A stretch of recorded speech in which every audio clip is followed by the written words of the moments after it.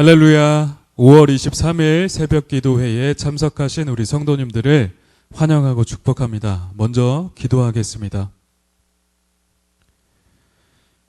우리의 죄악됨과 부족함에도 연약함에도 불구하고 우리를 사랑하시고 그리스도 예수의 십자가로 구속하신 그 하나님 아버지의 은혜를 감사드립니다. 하나님, 그 사랑이 얼마나 어찌나 큰지 그 은혜가 너무 감사하여 오늘 아침 이렇게 시간을 구별하여 또 하나님의 말씀을 듣고자 이 예배로 나아갑니다. 하나님, 이 예배를 받아주시고 또 우리에게 오늘 살아갈 힘을 주시고 또 우리가 순종해야 할 그 메시지를 우리에게 허락하여 주시옵소서. 주님을 의탁드리며 거룩하신 예수님의 이름으로 기도드렸사옵나이다. 아멘. 오늘 보실 하나님의 말씀은 사도행전 10장 17절부터 33절 말씀입니다. 제가 가진 성경 신약 204페이지입니다. 제가 읽겠습니다. 베드로가 본 바 환상이 무슨 뜻인지 속으로 의아해 하더니 마침 고넬료가 보낸 사람들이 시몬의 집을 찾아 문 밖에 서서 불러 묻되 베드로라 하는 시몬이 여기에 유숙하느냐 하거늘 베드로가 그 환상에 대하여 생각할 때에 성령께서 그에게 말씀하시되 두 사람이 너를 찾으니 일어나 내려가 의심하지 말고 함께 가라. 내가 그들을 보내었느니라 하시니 베드로가 내려가 그 사람들을 보고 이르되 내가 곧 너희가 찾는 사람인데 너희가 무슨 일로 왔느냐? 그들이 대답하되 백부장 고넬료는 의인이요 하나님을 경외하는 사람이라 유대 온 족속이 칭찬하더니 그가 거룩한 천사의 지시를 받아 당신을 그 집으로 청하여 말을 들으려 하느니라 한데 베드로가 불러 들여 유숙하게 하니라. 이튿날 일어나 그들과 함께 갈새 요빠에서 온 어떤 형제들도 함께 가니라. 이튿날 가이사랴에 들어가니 고넬료가 그의 친척과 가까운 친구들을 모아 기다리더니 마침 베드로가 들어올 때에 고넬료가 맞아 발 앞에 엎드려 절하니 베드로가 일으켜 이르되 일어서라, 나도 사람이라 하고 더불어 말하며 들어가 여러 사람이 모인 것을 보고 이르되 유대인으로서 이방인과 교제하며 가까이 하는 것이 위법인 줄은 너희도 알거니와 하나님께서 내게 지시하사 아무도 속되다 하거나 깨끗하지 않다 하지 말라 하시기로 부름을 사양하지 아니하고 왔노라. 묻노니 무슨 일로 나를 불렀느냐? 고넬료가 이르되 내가 나흘 전 이맘때까지 내 집에서 제굿이 기도를 하는데 갑자기 한 사람이 빛난 옷을 입고 내 앞에 서서 말하되 고넬료야, 하나님이 내 기도를 들으시고 내 구제를 기억하셨으니 사람을 요빠에 보내어 베드로라 하는 시몬을 청하라. 그가 바닷가 무두장이 시몬의 집에 유숙하느니라 하시기로 내가 곧 당신에게 사람을 보내었는데 오셨으니 잘하였나이다. 이제 우리는 주께서 당신에게 명하신 모든 것을 듣고자 하여 다 하나님 앞에 있나이다. 아멘. 복음의 편견을 버리라는 제목으로 하나님의 말씀 전하겠습니다. 편견이라는 말이 있습니다. 그 뜻은 말 그대로 공정하지 못하고 한쪽으로 치우친 생각을 의미합니다. 사람들은 일반적으로 많은 편견을 갖고 있죠. 관상은 과학이다. 경상도 사람들은 사납다. 전라도 사람은 어떻다. 흑인은 어떻다. 등등 다 편견입니다. 사실 대체로는 그런 경향을 좀 띌 수도 있어요. 그러나 그 하나로 사람을 모두 단정할 수는 없는 것입니다. 여러분들에게는 어떤 편견들이 있으신가요? 오늘 본문에는 잘못된 편견을 가진 한 사람이 등장합니다. 그 사람은 바로 베드로입니다. 베드로는 유대인의 선민 사상을 가지고 있었어요. 이게 뭘까요? 당시 베드로를 비롯한 대부분의 유대인들은 하나님을 믿고 구원받을 수 있는 사람은 오직 유대인뿐이다 라는 생각을 하고 있었습니다. 그래서 이방인의 구원에 관하여서는 전혀 생각을 하지 못한 것입니다. 이것이 바로 유대인의 선민 사상이죠. 베드로가 어떤 사람인가요? 예수님의 최측근 수제자이자 초대교회의 최고 지도자이죠. 그러면 베드로의 생각이 만약 바뀌지 않았다면 복음이 과연 이방인들에게 제대로 원활하게 전해질 수 있었을까요? 아마 그렇지 못했을 것입니다. 원활하지 않았을 거예요. 그래서 하나님은 오늘 본문에서 특별히 환상을 통해 베드로의 생각을 바꿔주신 것이었습니다. 오늘의 베드로는 욥바의 무두장이 시몬의 집에 거하고 있었어요. 무두장이란 동물의 가죽을 다루는 그런 직업을 말합니다. 베드로는 제6시, 그러니까 지금 시간으로는 정오 12시가 되어서 지붕에 올라가 습관에 따라 기도하고 있었습니다. 12시면 점심 식사 시간이잖아요. 그러므로 그때에 시몬의 집 사람들은 밑에서 식사 준비를 하고 있었고 베드로는 이를 기다리며 기도 중이었던 것입니다. 그런데 그때 베드로에게 갑자기 환상이 임했습니다. 하늘이 열리면서 한 그릇이 보자기에 담겨서 내려왔는데 그 안에는 각종 네 발 달린 짐승과 기어다니는 짐승, 공중에 나는 짐승들이 있던 거예요. 이 짐승들은 유대인들이 절대로 먹어서는 안 되는 부정한 짐승들이었습니다. 성경 율법인 레위기 11장과 신명기 14장에는 정한 짐승과 부정한 짐승들을 규정하고 있어요. 하나님은 구약 시대에 먹어도 되는 짐승들과 먹지 말아야 할 짐승들을 규정해 놓으셨거든요. 그런데 그 보자기에는 먹지 말아야 할 짐승들만 잔뜩 들어있던 것입니다. 바로 그때 하늘에서 음성이 들렸습니다. 베드로야, 일어나 잡아 먹어라. 베드로는 대답했습니다. 주여, 그럴 수 없습니다. 속되고 깨끗하지 아니한 것을 내가 결코 먹을 수 없습니다. 그때 또다시 음성이 들렸어요. 하나님께서 깨끗하게 하신 것을 네가 속되다고 하지 말아라. 깨어보니 환상이었습니다. 그런데 다시 기도를 시작하자 똑같은 환상이 또 보이기 시작하는 거예요. 이에 베드로는 이 환상을 그 완전수인 3번이나 보게 되었죠. 굉장히 확실한 일이라는 것입니다. 정말 이상한 일이었습니다. 당연히 먹을 수 없는 것들을 왜 먹으라고 하시는지 베드로는 도무지 이해할 수가 없었습니다. 이 환상은 과연 무엇을 의미할까요? 계속 보겠습니다.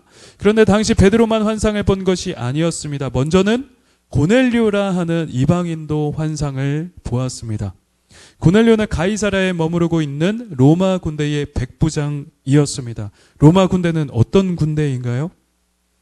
로마는 당시 패권 국가로서 가장 강하고 두려운 나라였습니다. 그런데 그 로마 군대의 백부장이면 굉장히 높고 힘 있는 지위에 있던 사람인 거예요.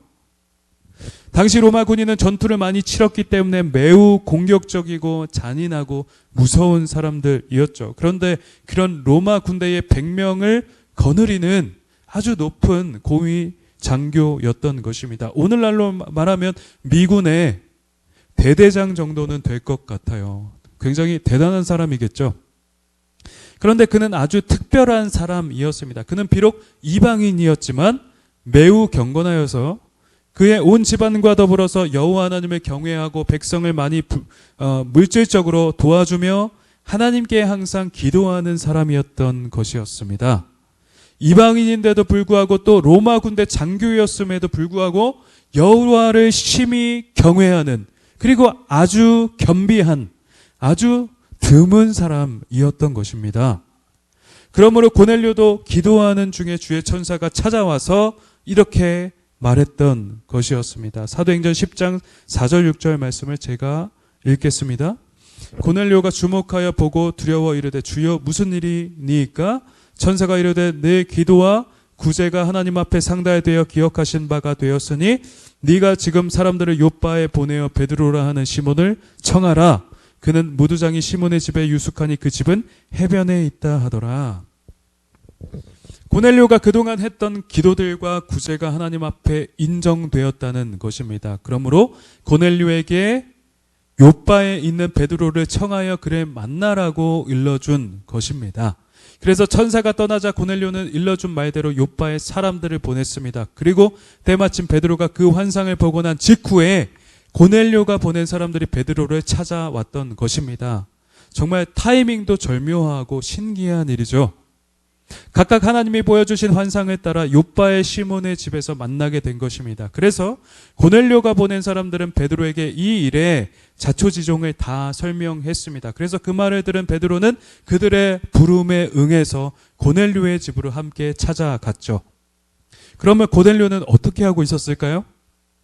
고넬료는 자기만 베드로를 맞이하는 것이 아니라 자기의 온 친척과 가까운 친구들을 모두 모아서 베드로를 맞이했던 것입니다. 그리고 베드로를 만나자마자 베드로의 발 앞에 엎드려 절을 했습니다. 놀랍지 않습니까? 이러한 장면은 고넬료의 신실함과 믿음과 또 겸손함을 엿볼 수 있는 대목이죠. 그 높은 로마 장교가 어떻게 한낱 식민지 유대인을 보고 절하며 섬길 수가 있었을까요?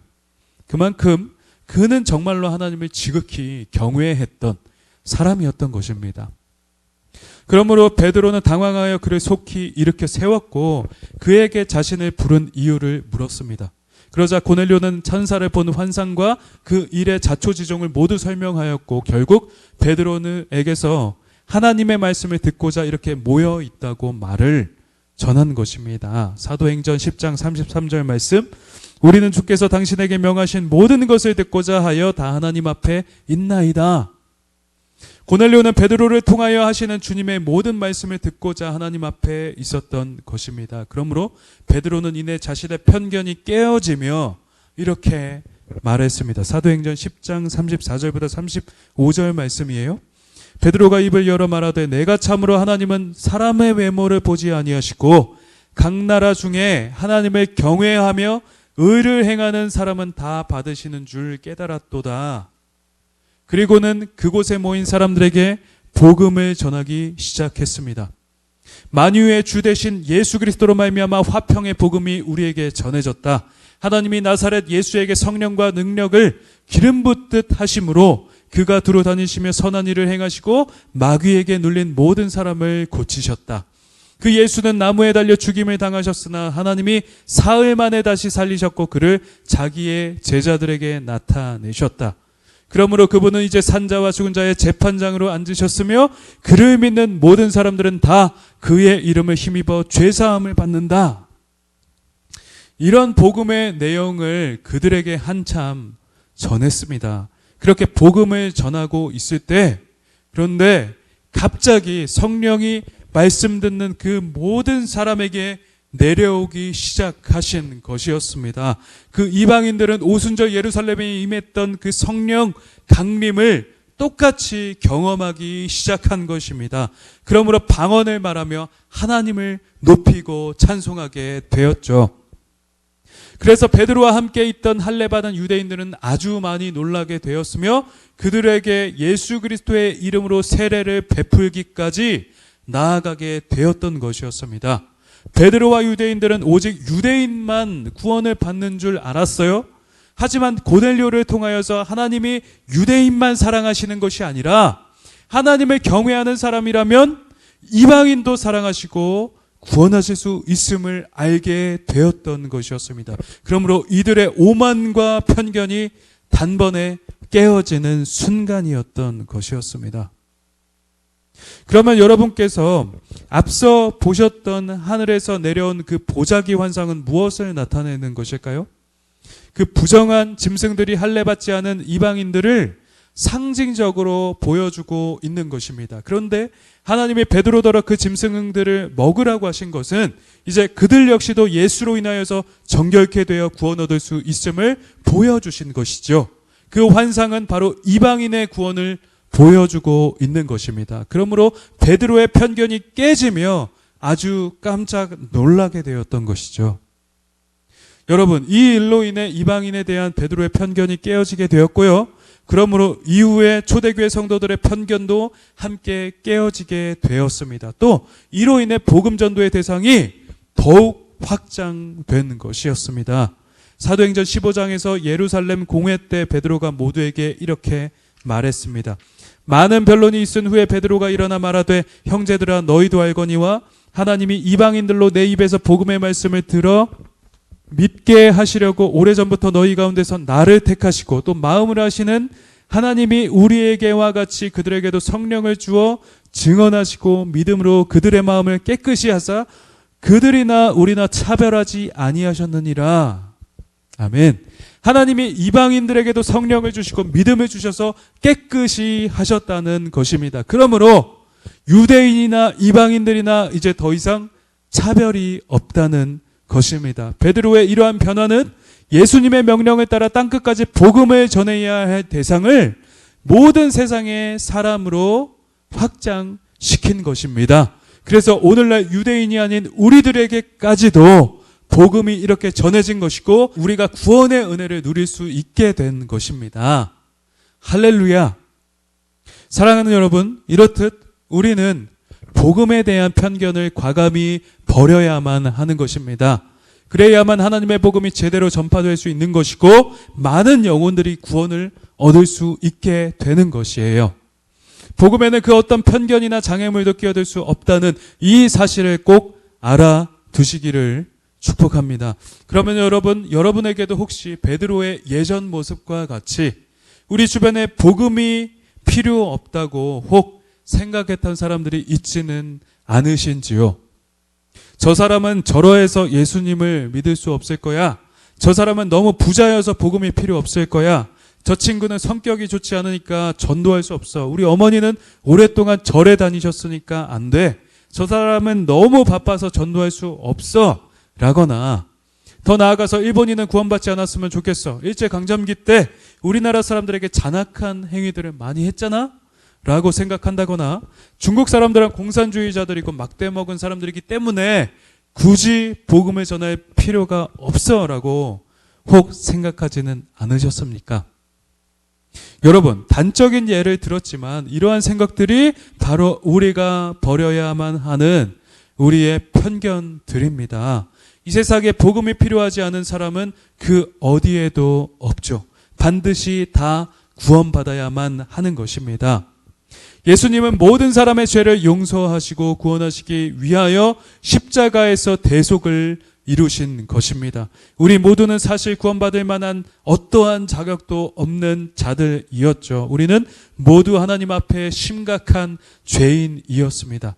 그런데 하나님의 전적인 택하심과 지극하신 사랑, 은혜로 선물로 구원을 얻은 것입니다. 우리도 마땅히 죽을 수밖에 없는 죄인인데 거저 구원을 받은 것입니다. 그러므로 우리는 다른 사람의 구원에 대하여서 함부로 왈가왈부하고 또 편견을 가지며 차별하여 대할 수는 없는 것입니다. 다 도찐 개찐 똑같은 죄인이기 때문입니다. 똥 묻은 개가 겨 묻은 개를 비난할 수 없는 것과 같은 것입니다. 우리 하나님은 모든 사람이 예수를 믿어 죄사함 받고 구원 얻기를 원하시는 분이세요. 그러므로 우리는 그들이 구원받아서는 안 될 이유들을 찾는 것이 아니라 구원받아야 할 이유를 찾아야 할 것입니다. 그리고 그들에게 차별 없이 복음을 전해야 하는 것이죠. 우리는 생각을 바꿔야 할 것입니다. 저 사람이 저러하는 것은 지금 마음이 공허하기 때문이야. 그래서 예수님이 필요해. 아무리 부자라고 해도 천국을 돈으로 살 수는 없지. 그러니까 저 사람에게는 복음이 필요해. 저 사람의 힘든 성격은 예수님이 고치실 수 있어. 그러므로 예수님이 필요해. 우리 어머니도 우리 아버지도 우리 부모님도 예수님이 필요해. 우리의 자녀들도 예수님이 필요해. 우리 가족도 고넬료의 가정처럼 구원을 받아야지. 이렇게 생각해야만 하는 것입니다. 사랑하는 여러분, 복음은 누구에게나 모두에게도 좋은 소식인 것입니다. 왜냐하면 영벌을 받을 수밖에 없는 사람이 영생으로 생명으로 옮겨지는 것이기 때문이지요. 그러므로 내 모든 생각과 판단을 내려놓고 우리 주변에 잡히는 사람들이 있다면 그들에게 무차별적으로 나아가서 기쁨의 소식을 전해야만 하는 것입니다. 우리 주변에 있는, 아니 이 세상에 존재하는 모든 사람들에게 다 복음이 필요한 것임을 여러분 꼭 기억하시기 바랍니다. 그래서 아무런 편견 없이 차별 없이 무차별적으로 복음을 전하고 생명을 살리시는 여러분들 다 되시기를 주님의 이름으로 축복합니다. 그렇게 모든 사람에게 차별 없이 복음을 전하여서 많은 생명들을 살리고 주님의 뜻에 순종하는 여러분 다 되시기를 우리 구주 예수 그리스도의 이름으로 축원드립니다. 아멘. 우리 함께 말씀을 생각하며 기도하도록 하겠습니다. 하나님, 나의 편견과 생각을 다 내려놓고 주님의 뜻과 음성에 순종하는 내가 되게 하여 주시옵소서. 그렇게 믿음으로 걸어가게 하여 주시옵소서라고 기도하도록 하겠습니다. 우리 두 번째로는 하나님, 제가 그 어떠한 차별도 없이 모든 사람에게 생명의 복음을 전하게 하여 주시옵소서.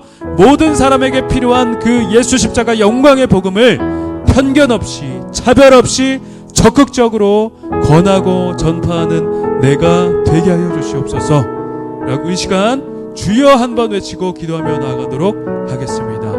기도하시겠습니다. 주여, 하나님 아버지 감사합니다. 오늘 말씀을 통하여서 나의 오만과 편견, 나의 모든 차별적인 생각을 다 내려놓고 주께 나아가야 함을 보게 되었습니다. 하나님, 저도 모르게 가지고 있었던 편견과 차별이 있었다면 그 모든 것들 다 내려놓게 하여 주시고, 아버지, 나는 무차별적으로 나아가서 우리 주변에 있는 그 모든 사람과 세상의 모든 사람들에게 복음을 전하는 내가 되게 하여 주시옵소서. 원수까지에게도 나아가서 사랑으로 그들에게 십자가 복음을 전하고 그들을 생명으로 인도하는 우리가, 내가 되게 하여 주시옵소서. 주님, 그렇게 일하실 줄 믿습니다. 감사드리며 주 예수님의 이름으로 기도했습니다.